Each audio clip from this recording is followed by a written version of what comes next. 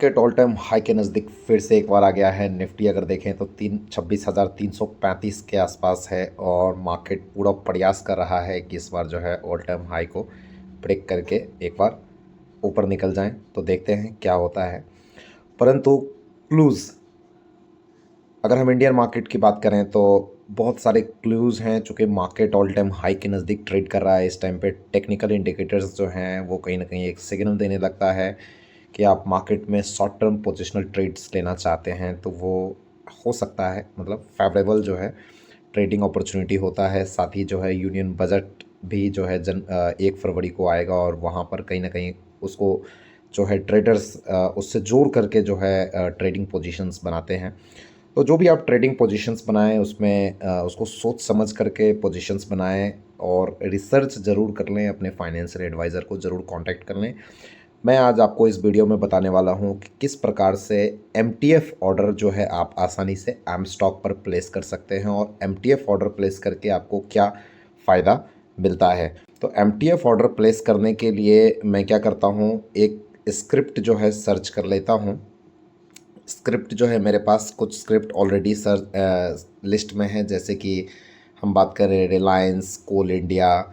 तो अभी कोल इंडिया को मैंने टैप किया। कोल, तो यहाँ पर देखेंगे आप एमटीएफ जो है आपको दिख रहा है 65%। अब 65% एमटीएफ दिख रहा है, इसका मतलब ये है, यहाँ पर लिखा हुआ है कि आपको 35% मार्जिन जो है खुद पे करना पड़ेगा और कंपनी आपको 65% एमटीएफ में जो है मार्जिन उपलब्ध करवाएगी। मतलब 100 रुपये का आप अगर स्टॉक खरीदते हैं तो 35 रुपये आपको खुद लगाना होगा और 65 रुपये जो है उसके लिए कंपनी आपको मार्जिन का बेनिफिट देगी।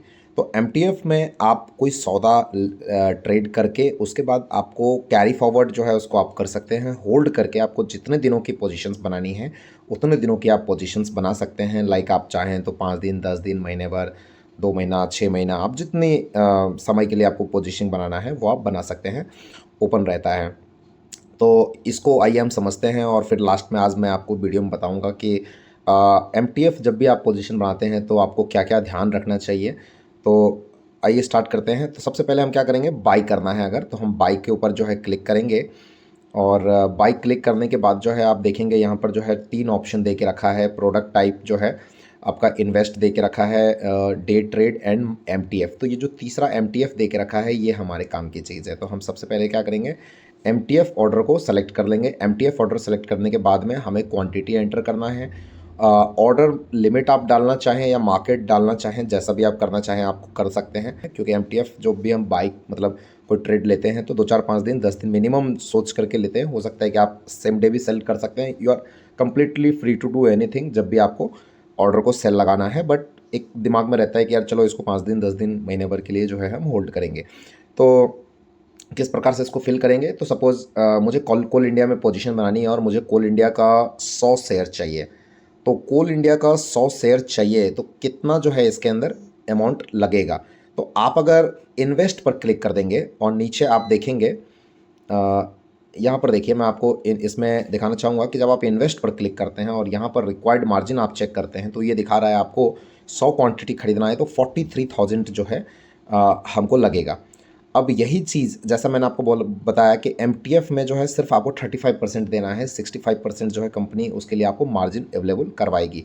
तो यहाँ क्या करते हैं हम, पहले तो हमने ऑर्डर जो है एमटीएफ सेलेक्ट कर लिया। अब आप चेक करेंगे तो 43,000 के बदले यहाँ पर जो भी रिक्वायर्ड मार्जिन दिखा रहा है दिस इज़ ओनली 15,000 जो है दिखा रहा है। तो दिस इज़ ओनली 35%। तो हमको अब हमारे पास डीमैट में ट्रेडिंग अकाउंट में भले ही कितना भी अमाउंट है हमारे पास, मतलब मिनिमम हमको 15,000 रुपये तो रिक्वायर्ड है for placing this order. But आपके पास 50,000 हो, 1 लाख हो, आपका पूरा मार्जिन जो है यूटिलाइज नहीं होता है, सिर्फ आपका 15,000 यूटिलाइज होगा। और 43,000 माइनस 15,000 जो है जितना अमाउंट जो है कंपनी मार्जिन मिलाती है उतने का जो है आपको यू हैव टू पे इंटरेस्ट। तो आपको इंटरेस्ट लगता है, तो उसका भी कैलकुलेशन हम एक बार समझ लेंगे। बस इसके बाद जो है जैसे आपने एमटीएफ में किया 100 कर दिया। अभी यहाँ पर जो है हमें ये सब 0 0 दिख रहा है। कारण क्या है, मार्केट जो है अभी क्लोज हो गया है। कोई दिक्कत नहीं है, हम आई होप कि आपको समझ में आ गया होगा। सिंपल हम बाई पर क्लिक करते ही जो है जैसे ही हम क्लिक करेंगे वैसे ही अगर हमारे अकाउंट में जो है अगर 15,000 रुपया है, आप चेक भी कर सकते हैं यहाँ पे ये रिक्वायर्ड है और ये अवेलेबल है। तो अगर आपके पास में 15,000 का अमाउंट है तो आप जो है इसमें मतलब इतना का शेयर जो है आप खरीद पाएंगे और बाई करते ही ऑर्डर प्लेस हो जाएगा। कंपनी जो है प्लेज और अनप्लेज का ध्यान रखती है। तो पहले वो एक ज़माना गया कि हम जो है प्लेजिंग खुद से करते थे और प्लेजिंग करने के बाद जो है हमारा स्टॉक्स जो है काउंट किया जाता था, मतलब एमटीएफ के लिए। नहीं तो कंपनी क्या कर देती थी, कुछ दिन के बाद जो है उसको सेल ऑर्डर लगा दिया करती थी अगर हम स्टॉक को जो है प्लेज नहीं करते थे तो। अब लेकिन कुछ भी नहीं होता, अब सब कुछ जो है बैकएंड में कंपनी खुद ही मैनेज करती है। आपको just you have to place order, buy order करते ही बाय हो जाएगा। और जब भी आपको एमटीएफ को बेचना होगा तो आप जो है ना डायरेक्टली पोर्टफोलियो में जा करके सेल ऑर्डर लगाएंगे तो सेल भी हो जाएगा। आपको जो है प्लेज अनप्लेज का जो है कोई झंझट नहीं रहेगा। तो आई होप कि आपको क्लियर हो गया होगा। इसमें मैं आपको एक चीज़ और बस गाइड करना चाहूँगा कि एमटीएफ में जब भी आप ऑर्डर प्लेस करते हैं तो ये चीज़ समझिए कि this investment is not for the long term purpose. बहुत लोग क्या करते हैं, एमटीएफ में खरीद तो लेते हैं लेकिन उसको 6-6 महीना 1-1 साल होल्ड करते हैं। ये आपकी बहुत बड़ी मिस्टेक हो सकती है। तो आपको 1-1 साल होल्ड नहीं करना है।